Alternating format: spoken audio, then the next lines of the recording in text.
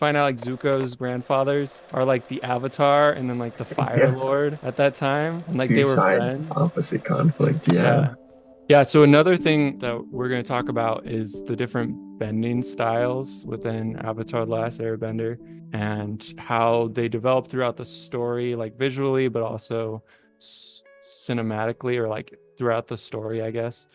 So you got like earth bending, fire bending, water bending, and air bending. And throughout the story of Avatar the Last Airbender, most like all the air bending you see is basically just from Aang and I guess Appa. Appa's an But airbender, and you can see some of like the airbending through that. But like it's interesting like how they're shown visually in the story since it's animated. Air is often shown with kind of like this bluish tint to it. Fire's shown like fire, I guess, and earth is earth and water is water. yeah, But it's it's interesting how they animate the air because that's obviously pretty difficult to do. But like with a lot of the dust and stuff showing up, it's also interesting because each one was based off of a different kind of like kung fu. Like yeah. Earth was based off of I think actual some kind of Shaolin kung fu or something.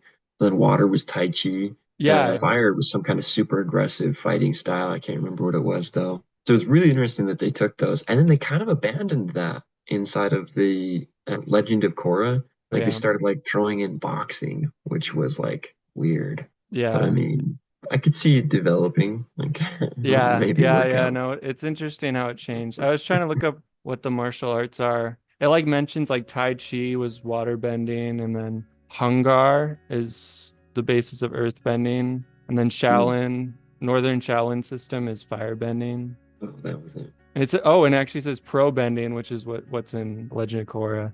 It's heavily influenced by acrobatic martial arts, Oh, which is really? interesting. Yeah. Yeah, like it's interesting going from some people are like not big fans of it, but like going from Avatar The Last Airbender to Legend of Korra and just how, like you said, how bending changes, also how much like growth there is technologically and kind of becomes like Hmm. this 1900s like industrialized civilization in Legend of Korra, which is really interesting. Yeah. I liked the older style better, that like it wasn't as cityized. But I Yeah. can see that there would be obviously some development. Like Fire Nation made some huge developments right there during the war. Like that was some big technology stuff. So I could see that like transitioning over pretty easily. But Yeah. Yeah. Yeah. I don't know. I still like the like not technologically advanced stuff. Yeah. And Yeah. It's like close to that fantasy. yeah. An idea that I'd been kind of thinking a little bit about, and I wish they'd taken more of this direction or would take more of this direction in the future, is about how like war influenced the bending styles. Because if you notice, they're all based on a fighting style, right? And so it'd be really interesting because there was a 100-year war, right? Like there was like 100 years between Aang and the first like his Yeah. previous avatar and when it ends, really. And so obviously like bending styles are drastically going to change. Like you need an army of people capable of using an element in order to really like make progress. And so obviously you're going to have a more of a martial style not long after that. But it'd be really interesting to see before that or after that how like it would change from less of like I would like to see bending less of like a wars thing and more of like a peacetime use, right? Like Hmm. Earth Nation moms like pulling chairs over with like there's tile floors or Oh yeah. like Yeah. Yeah. different things like that, like a lazy Susan made out of stone or with stones in it so that you can like move it around, or like just little things like that, like mom's cleaning up stuff with like water bending the juice out of the floor or whatever. Like Yeah. I just feel like it'd be a lot of fun to see some like crazy stuff going on. Yeah. But I mean, I can see that it's obviously it was based off of martial arts, so Yeah. I'm not opposed to the fighting. But yeah, that would be really cool seeing kind of like the ordinary everyday uses of like bending. Yeah, that would be cool to see. Yeah, Also, I sorry, what? I think it'd be cool too, like in the fighting styles, to see some of the less used, like not really a martial, like not like ranks of people using it. Because you see in Avatar: The Last Airbender this little position where the first Fire King to like really start the war, bends the heat out of lava. So he doesn't move the lava, he just takes the heat out of it. Which everyone, when they saw that, like on the thing, were like, oh, such advanced technique, like it's not Yeah, yeah. fire. And then I was thinking about it and I was like, wow, like how cool would that be to have a firebender who's just good enough that you can't see his fire. Like he keeps it Oh just yeah, hot enough. yeah. Because obviously fire bending is very different, but then it becomes a distance thing. Like how close That's true. do I need to stay away from him in order to keep from getting burned? Yeah, it's like So I close think combat. yeah, some variation inside of their combat I think would be cool while still keeping the same general techniques going on. Yeah, no, that's cool. Yeah, with you talking about heat, it reminded me of that. I can't remember. It's been a while since I've seen it, but it's like where Iroh is like he like breathes like I can't remember exactly what it is, but he's like basically heat bending rather than fire bending, and you see like this air like come out up out of like his like nose. I can't remember what the context was, but I think he like heated up like the chain or something on Yeah, his ankle or something like his that. hand Or his is, I hand, think, yeah, what on it his was. hands, He has yeah. his arms crossed and he's very tired, or pretending to be, and somebody reaches to tighten his chains because he asked them to, Yeah. and he like snorts flames onto him, just and then like clamps their hand on it, Oh yeah. so that Yeah. way they can't like move away, like they get burned by it or whatever. And then he obviously starts breaking out from there. But Yeah. yeah, keep you were talking.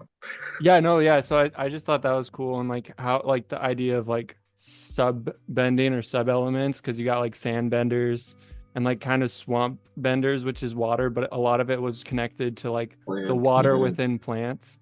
But then you also have the combustion dude, which his bending Yeah. is explosives and stuff. Then lava bending, which you saw. Do you see any of it in Avatar: The Last Airbender? Not really. That comes out mostly in The Legend of Korra. Metal bending shows up in Yeah. Avatar. But lava bending, you I just see like other elements affecting the lava in a way that yeah. looks like lava bending. Like Aang uses air to freeze it. He diverts a section with like a trough of rock or something like that. But not really a lot of fire Yeah. bending I guess or there lava bending. Yeah, I guess there was some with there was kind of some of that with Avatar, not Avatar, Avatar Roku, I think. Was it? Roku, yeah, He he lives did on a like little bit the of. he lives on like the volcano or whatever. Mhm. With him and it's that was like a really like pivotal point that I was like, whoa, where you find out like Zuko's grandparent, like grandfathers are like the Avatar and then like the Fire Yeah, Lord at that time. And like two they were sides, friends. opposite conflict. Yeah. Yeah, no, that was really crazy. And then to see that parallel with Aang and Zuko becoming friends and their friendship. Mhm. And then the whole thing with like the dragon episode, like that is Yeah. really cool. And that goes in with some of the music because you hear kind of like this like drumming music, which it's really cool because yeah, I it's love a a good drum beat. That is yeah, always like, I think we should bring that back to more of our modern music. It's like a yeah, solid, yeah. like, boom, boom. Yeah, yeah. No, same. Yeah. Yeah, so that's pretty cool. And then the one that I find a little bit conflicting is like lightning bending that like and how Iroh teaches that to Zuko and you kind of have to like redirect it without it like passing through your heart. Yeah. But then later in Legend of Korra, it's kind of like you have a workforce of like lightning benders that are like powering everything. And it's like I don't think it's that simple. Like that's one of the elements that I think is a little far-fetched, saying everyone can do it, like a lot of people can do it now. I do agree. I think in Legend of Korra, they just start taking these super powerful bending techniques and making them commonplace, which I don't really think is like great, right? Because we have lightning bending, right? Which is like the imperial symbol, right? Like you it's only taught to the like imperials, right? Like those who are of the bloodline of like Roku. And then suddenly like we have a bunch of people outside of that bloodline, like straight up lightning bending, which is difficult, right? Like we see Zuko, who is like a really good firebender. He's like what 16, and he beats like an Admiral Zhao like in the first season, like wrecks him, right? Like totally could have killed that guy and didn't. So he is a good firebender, and he struggled with lightning bending. And now we have like a bunch of these like random hobo Joes out there like lightning bending for power. Like I don't know, that doesn't seem That's as right true. to me. Yeah. Yeah, like Mako and And Bolin, then they're metal kind of bending too. yeah. Yeah, no, yeah, like the whole police force and like using metal bending. Yeah, it is interesting. It's nicer with that seeing like that Toph trained a lot of them. So there's a little bit of like that connection, I guess. Connection there, yeah. But yeah, but like yeah, with like lightning bending and how even when Ozai realized like sees Zuko like redirect his lightning, he's like, like how do you know how to do this? Like Right? He's like, I he's in never taught shock. you. This is Yeah. an advanced technique. I'm like, what is this? Yeah. So it is really cool seeing that. And then with bending, there's like that thing of seeing it in the movie that came out a while ago, and how Yeah. earth bending is like they were like doing all this like crazy stomping and stuff, is like a little pebble just like goes like Yeah, that. one rock floats by. The other thing I recently heard is that that was just bad choreography. It's Oh, actually one interesting. guy standing in front of them off to the side, moving that rock, and those guys are moving rocks you can't see, like off scene. And so Okay, it just okay. looks like six people are like, "Ta-da, whoa," and then like one rock slowly across. But like even then, like how bad of a movie maker do you have to be to like make that happen that like everyone thought six people moved one rock? Yeah, Like I you don't would know, it was not well put yeah, together. you would think in watching through it, like reviewing it, Mhm. you would be like, wait a second, that this isn't reading Somebody, right.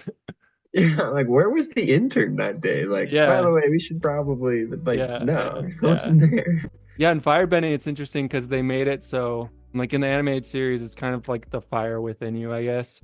And you see that a lot with like Aang and Zuko trying to keep that little flame alive. But in the movie that came out, they're like firebending from like campfires and stuff and bonfires, and they can't actually create it, which is sad that they did it that Yeah, way. rather than lightning bending, they have to self-make fire, which I mean, it does limit them a great deal, right? But it kind of removes like this idea of firebending itself, because firebending is like energy, right? Fire is energy. That's why they have all the technology they do. And then lightning bending is energy, right? So theirs is like pure forms of energy versus the others, which are elements that like cause like kinetic energy kind of thing. And so like there's just that disconnect there where like you can't make fire. You're like you can't do anything. Like the other ones are clearly making energy. Yeah, yeah, it's like total like downgrade to firebending, and yeah.